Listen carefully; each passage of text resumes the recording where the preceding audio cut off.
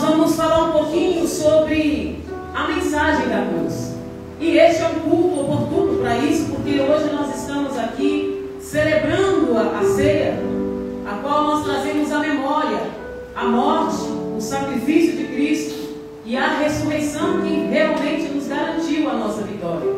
Então hoje nós vamos refletir sobre o sacrifício de Jesus Cristo, que morreu lá na cruz para nos dar a salvação e vida eterna. Mas quando eu comecei a ler esse texto, dentro do contexto aqui do Evangelho de Lucas, me veio algumas perguntas ao meu coração, que é a pergunta que eu desejo levantar aqui para vocês aqui esta manhã. Eu acredito que se não todos, pelo menos a grande maioria, em algum momento já leu acerca do momento em que Jesus é preparado, que Judas o trai, entrega aos soldados e ele é levado à cruz para ser morto por todos nós.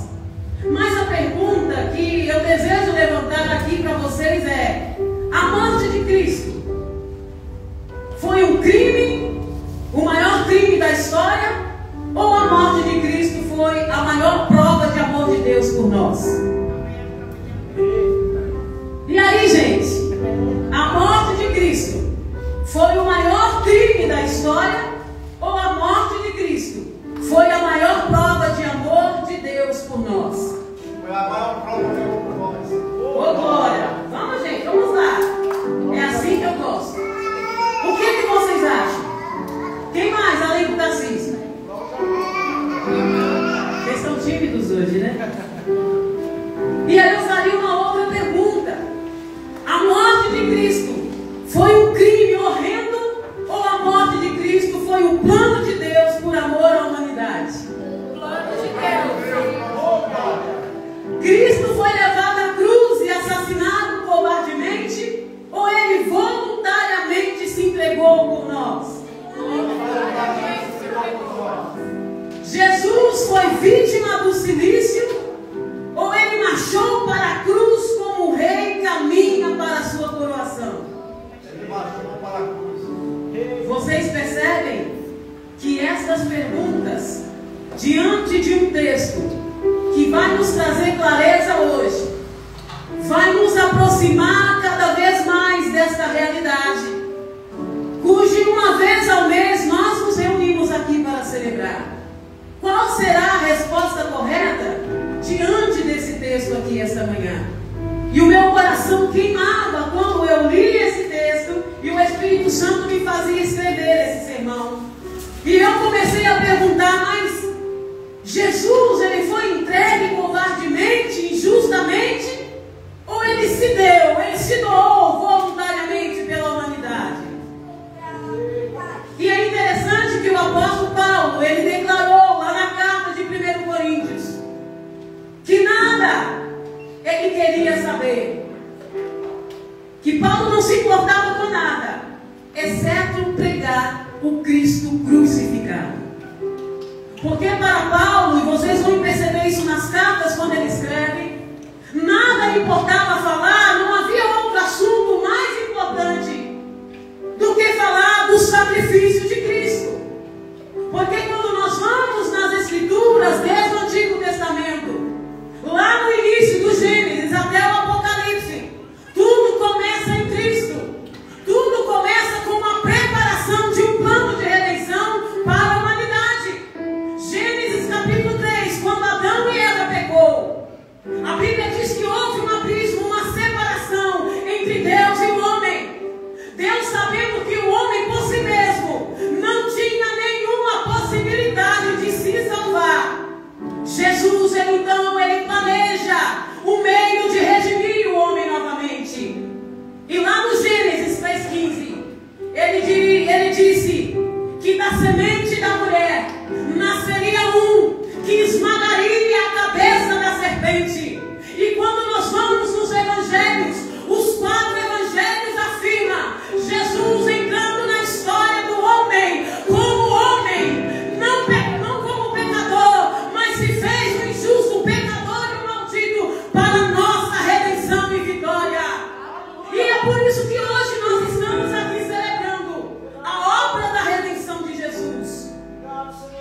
esse projeto de sacrifício, esse projeto redentor que nos trouxe vida, que hoje nos faz trilhar no caminho da liberdade, dizendo: eu sou livre, porque aquele que se fez maldito por mim, sem nenhum pecado, ele foi até a cruz, ele cumpriu todo o propósito de um plano maior de Deus para me redimir, para me salvar de todo o pecado e da condenação eterna.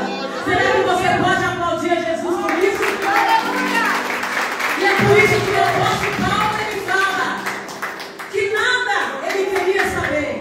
Em outras palavras, nada faz sentido, nada mais me importa, se não pregar o Cristo crucificado. O sacrifício, a crucificação de Cristo é o que nos faz estar aqui hoje, é o que nos fez livre.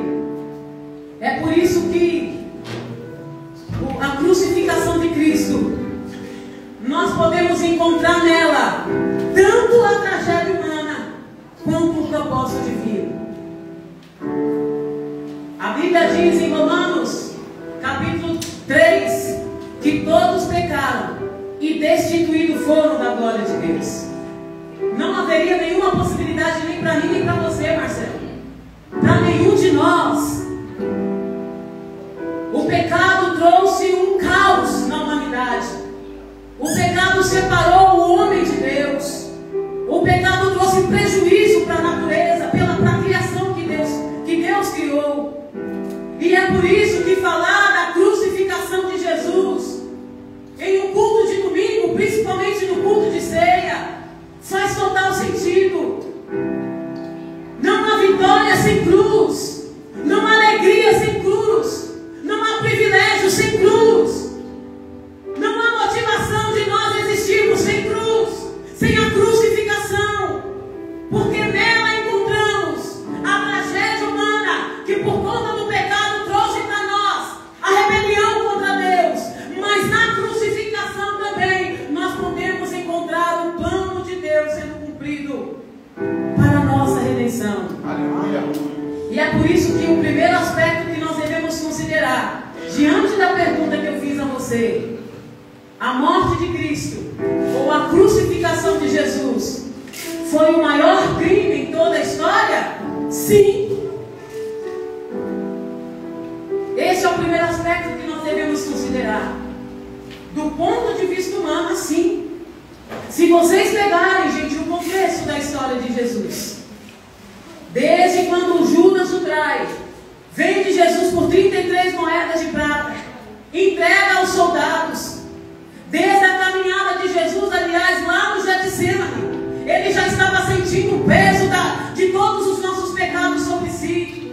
Quando ele vai caminhando até o Getsemane, e ele chama os seus 3 primeiros amigos para estar junto com ele, para chorar junto com ele. Pedro, Tiago e João, no momento que Jesus mais precisava, eles não conseguiram estar atento, orando com ele, eles dormiram. Jesus já estava sentindo o peso do pecado nas suas costas. Até a cruz do Calvário, quando nós olhamos, a história diz que Jesus foi chicoteado. Cada lombada que Jesus levava era um pedaço de carne que saía daquele chicote. A coroa de espinhos penetrou até o cérebro de Cristo. O sangue desceu sobre o seu corpo.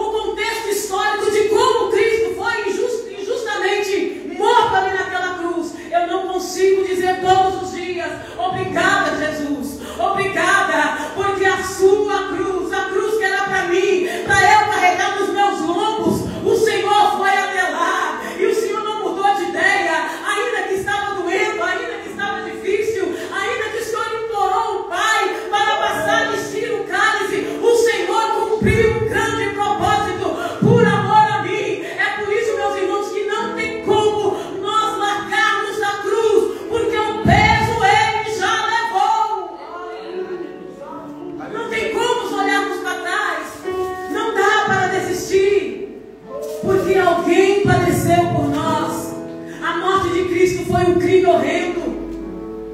Quando nós olhamos no Evangelho de Lucas, conforme nós lemos aqui, Lucas nos relata que Jesus foi acusado de blasfêmia, gente, e conspiração contra César. E quando você e eu lemos os Evangelhos, todas as ações de Jesus, ela cumpriu um grande propósito. Na semana nós estamos estudando aqui sobre as bem-aventuranças, onde Jesus ele nos ensina o segredo da felicidade. E quando Jesus ele começa a ensinar publicamente acerca da cultura do reino, ele mostra o reino totalmente de ponta cabeça, invertido dos padrões daquela época. E era isso que Jesus fazia. Jesus não tinha palavra doce que apalpava o ego da humanidade. Jesus simplesmente ele pregava e ensinava aquilo que o Pai queria que ele pregasse e ensinasse, porque foi para isso que ele veio. No entanto, aqui Pilatos, o governador romano, se vocês lerem os versículos 14, Pilatos reconhece, gente, por 3 vezes que Jesus era inocente. No versículo 4, Pilatos está dizendo: olha, eu não vejo neste homem crime algum. Nos versos 14, ele repete novamente isso: eu nada verifiquei contra ele dos crimes de que os acusais. E pela última vez, Pilatos, no versículo 22, ele reafirma: que mal fez este homem? Nada achei contra ele para condená-lo à morte. Ou seja, Jesus foi condenado injustamente. Não era justo. O governador, ele afirmou para os judeus: não tem nada contra esse homem. E perante a lei romana, só iria para a cruz aquele que realmente tinha culpa. Tanto que Barrabás estava preso. A história diz que ele era o maior malfeitor da história. Ele sim merecia a cruz. Mas Jesus assumiu o lugar de Barrabás. Por isso que a morte de Jesus ressalta aqui para nós que ele foi condenado injustamente. Foi cruel, foi horrenda. Mesmo sabendo que Jesus era inocente, Pilatos ainda assim cedeu à pressão da multidão. O clamor do povo e o medo de perder ali o seu prestígio fez com que Pilatos apelasse para César. Mesmo Pilatos dizendo que ele não tem culpa, ele cedeu à pressão do povo, mandando para a cruz o inocente. E o julgamento de Jesus, ele foi uma farsa, com testemunhas falsas e acusações infundadas. E o povo gritava: solte Barrabás e prenda Jesus, crucifica Jesus. E aí eu vejo, gente, que como cristãos, não pensem vocês que a nossa vida neste mundo vai ser fácil. Como cristão, não. Como discípulos de Jesus, não. Não pensem vocês que a multidão, ou aqueles que por injustiça ou inveja contra você, contra a sua vida, vai facilitar para você. Mas eu quero que você saiba que não se trata de você, se trata daquilo que está dentro de você, ou aquele que está dentro de você. As injúrias, as acusações, a inveja, as injustiças, é sobre o que está dentro de você e não é contra você. Porque se prenderam Jesus injustamente, se crucificaram Jesus injustamente, imagina nós. Ah, mas pastora, está pesado, é guerra. E a Bíblia diz que a nossa luta não é contra carne nem sangue, mas contra toda a potestade das trevas. As nossas lutas, gente, não é contra o invejoso, não é contra aquele que faz injustiça com a gente. A nossa luta é contra Satanás, que sabe que você é a imagem do Criador, que a cruz, o sangue de Jesus te redimiu do pecado, e é por isso que ele tenta a todo momento tirar você do foco, para que você perca esse projeto maravilhoso de redenção. E a história diz aqui, conforme nós lemos, que os líderes religiosos estavam movidos por inveja.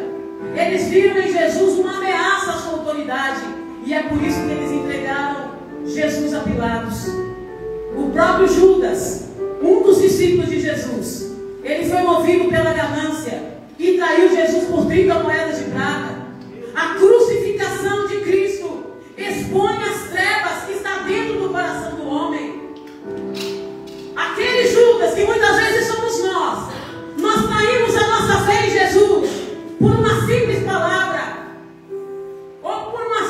tapinha nas costas, ou às vezes por uma palavra que aguça o nosso ego, ou por aquilo que nós queremos ouvir, nós traímos Jesus, nós traímos a nossa fé nele, por coisas tão pequenas, e nos esquecemos de olhar o qual sacrifício ele fez por nós.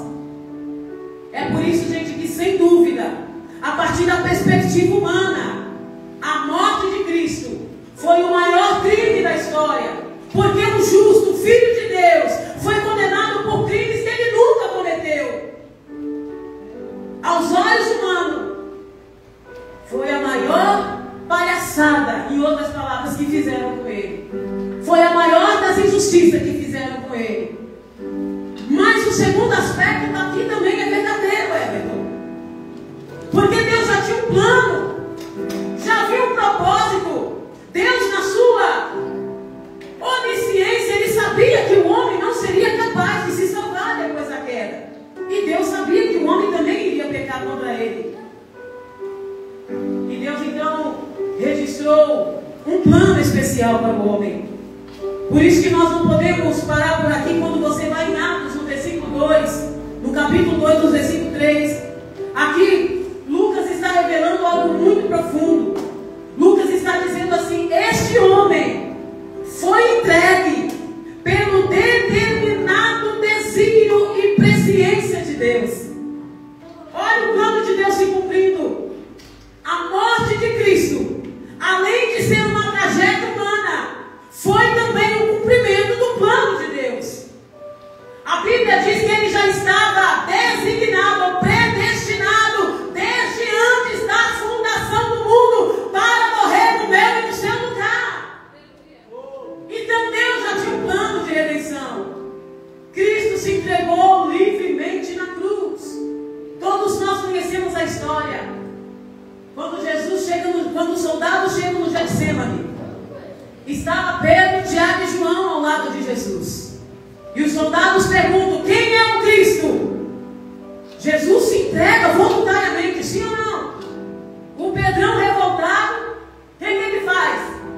A história diz que Pedro lança a espada e corta a orelha do soldado. E Jesus livremente, espontaneamente, pega a orelha que Pedro tinha rasgado com a sua espada e cola no mesmo lugar. Olha o Deus homem aqui fazendo milagre. Porque ele sabia que ele já tinha sido predestinado para morrer na cruz por mim e por você.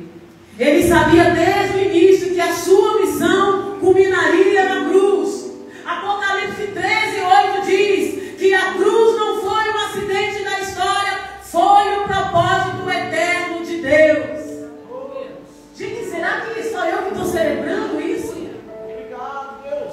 A cruz tinha um propósito. Ele já sabia para o que ele veio. A cruz foi a maior expressão de amor de Deus para com a humanidade. Essa foi a maior demonstração. E João, o discípulo mais próximo de Jesus, João 3,16, é um versículo que todos nós até já decoramos. Quem está escrito em João 3,16? Está muito baixo, acho que é o teclado que está alto, né? Vocês não estão ouvindo, né? Quem que diz João 13,16? Porque Deus amou o mundo de tal maneira que deu o seu Filho unigênito. Glória a Deus. Vocês não me deixaram aqui sozinha. Esse é o versículo e o capítulo 3 de João que culmina o grande propósito de Deus. João está dizendo: Deus amou o mundo de tal maneira. Nem o apóstolo João soube explicar esse tal maneira. Nem João conseguiu explicar a maneira desse amor. Você que é pai, ou você que é mãe, nós não somos mãe aqui nem pai, nem meu bem. Eu acho que a experiência é para quem é. Você teria coragem de pegar o seu filho? Vamos falar com a mãe aqui, que você gerou 9 meses no ventre. Você teve náusea, sei lá, passou mal. Você que a mulherada tem tudo isso aí quando está grávida, sim ou não? Sim. Teve um monte de coisa. Os pais, o papai, depois que a criança nasce, a maioria, ou a minoria que faz isso, passa as noites em claro. Mais ou menos, né, gente? Ô papai, vamos, né? Passa a noite em claro para a mãe dormir um pouquinho, né? Cuidando do filhinho, para a mamãe descansar, principalmente nos primeiros meses. Sim ou não? É assim, gente? Você teria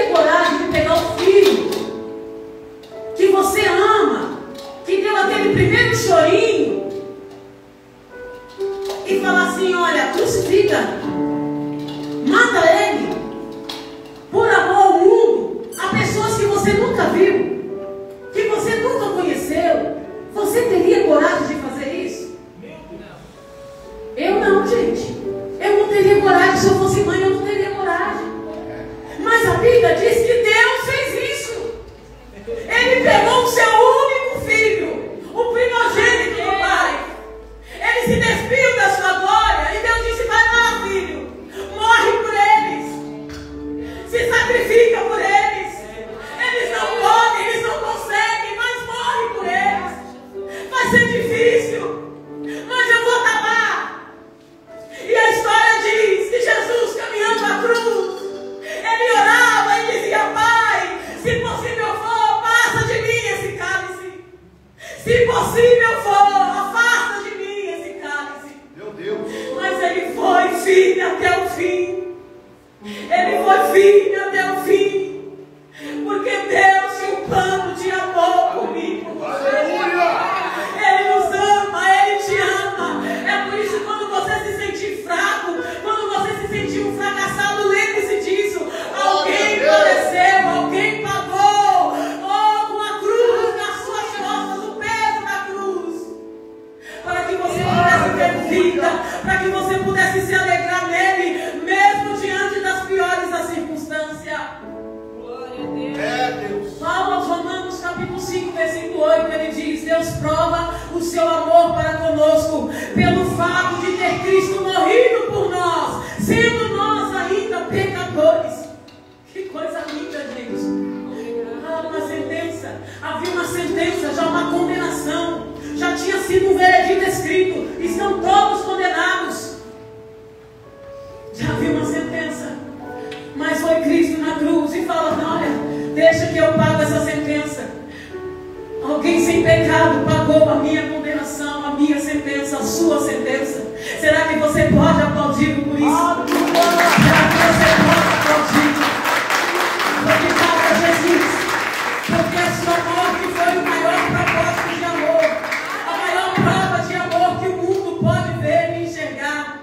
Ainda que muitos não reconheçam, a maior prova do amor foi dar o seu filho na cruz. E por conta, gente, desses dois aspectos que encontramos aqui nas Escrituras, sobre as motivações da morte de Cristo, nós podemos compreender e crer pela fé que a cruz revela a gravidade do nosso pecado. Sabe quando nós cometemos o pecado, quando a gente pisa na bola com Deus? É a cruz que mostra. A cruz nos faz ficar despido diante de Deus. A cruz mostra o quanto nós somos pecadores, o quanto nós somos não merecedores deste amor. Eu não merecia, você não merecia, porque já havia uma sentença de morte. É por isso que a cruz revela a gravidade do seu pecado. E é por isso, para que o homem venha até Deus, ele precisa reconhecer o seu estado de pecador, o seu estado de miserável. Assim como Paulo dizia: miserável homem que eu sou. Porque o Paulo sabia que por mais que a gente ore, que a gente busque, que a gente se esforça, por nós mesmos nós não temos condições de nos vermos livres deste pecado. Isso se chama graça. É graça, misericórdia, amor imerecido. Aquilo que eu não consigo, Ele consegue, porque Ele conseguiu por mim. Foi necessário que o Filho de Deus morresse para que pudéssemos ser salvos. O apóstolo Paulo também fala que o salário do pecado é a morte. Mas o dom gratuito de Deus é o quê? A vida eterna. É por isso, gente, que a maravilha ou as maravilhas do amor de Deus é revelado na cruz. Este amor insondável, ele não recuou no seu plano. Pedro tentou cortar a orelha dos soldados, mesmo olhando fito nos olhos de Judas, que o havia entregue por 30 moedas de prata. Ele persistiu, ele perseverou. E é por isso que eu e você, nós não podemos baixar os braços, nós não podemos largar a cruz de Jesus, nós não podemos recuar. Vira para uma pessoa que está do teu lado e fala assim: ó, você não pode largar a cruz de Jesus. Ah, mas está muito fraquinho, vocês não estão falando com convicção.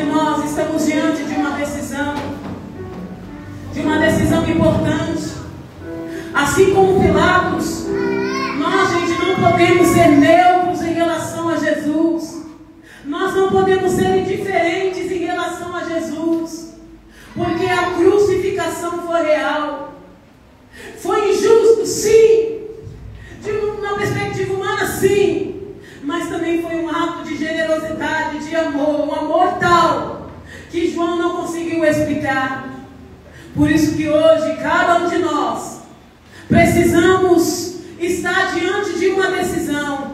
Assim como Pilatos, nós não podemos ser neutros em relação a Jesus. Qual é a sua decisão com relação a Jesus? Qual é a sua decisão em relação à fé? Em crer nele, em viver por ele, em morrer por ele. Será que se no Brasil tivesse a sentença de prisão perpétua que fala, será que nós estaríamos dispostos ou teríamos coragem de morrer por ele? Será que nós morreríamos por ele? Gente, existe a chamada janela 1040. A janela 1040 são alguns países em territórios muçulmanos que existe a proibição de falar de Jesus. Eles são muçulmanos, então eles não aceitam nenhuma outra ideologia senão isso. E se alguém fala de Jesus, essa pessoa ela é crucificada, ela é morta em praça pública. Será que se isso existisse aqui no Brasil e você tivesse que tomar uma decisão, qual seria a sua decisão? Você estaria disposto a morrer por ele? Se chegassem ou entrassem aqui nessa igreja soldados, fortemente armados, com fuzis, colocando na minha e na sua cabeça e dizendo: a morte renuncia ao Cristo ou vive? O que nós faríamos?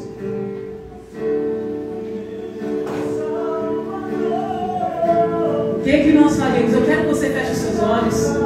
Sem movimento agora, meus irmãos. Feche os seus olhos.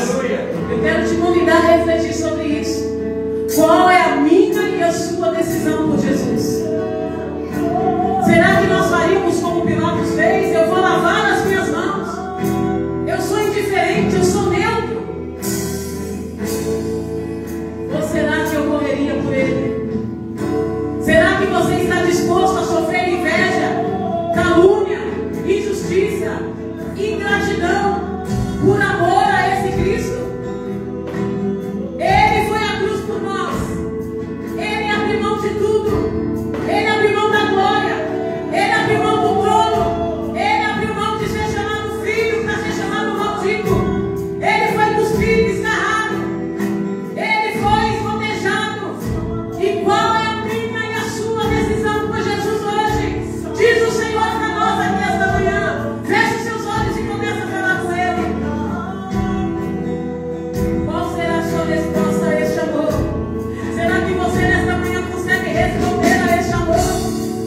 Responda a Ele. Responda a Ele aí. Pai, eu respondo ao seu amor por mim. Eu estou disposta a morrer e a viver por ti. Eu estou disposta a morrer para a carne. Eu estou disposta a morrer para o mundo. Eu estou disposta a morrer para mim mesma, para viver este amor que me trouxe vida. Será que você consegue se render a Ele esta manhã? Ou será que você, diante da circunstância, está virando as costas, está ignorando com indiferença a sua morte crucificial na cruz? Qual a sua decisão? Qual é a sua decisão nesta manhã? Eu quero saber se você já se entregou, se você já entregou a sua vida a Cristo, se você ainda não se rendeu aos pés de Cristo, se você ainda não se declarou como filho de Deus, confessando Jesus como Senhor e Salvador da sua vida. Eu quero te convidar a levantar as suas mãos para o céu nesta manhã e dizer: Senhor, eu quero te receber como meu único e suficiente Salvador. Será que você pode levantar as suas mãos? Se você ainda não confessou Jesus como Senhor e Salvador da sua vida, este é o momento oportuno.